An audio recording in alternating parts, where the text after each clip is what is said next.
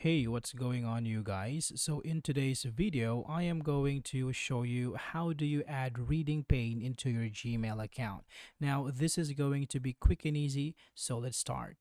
Okay, so right here in your Gmail, whenever you receive a new email, you can see it here and you can click on it and it will open and you can read it. Now, this is no problem. However, you will lose your ability to see all your messages in the inbox. So you have to click on inbox again.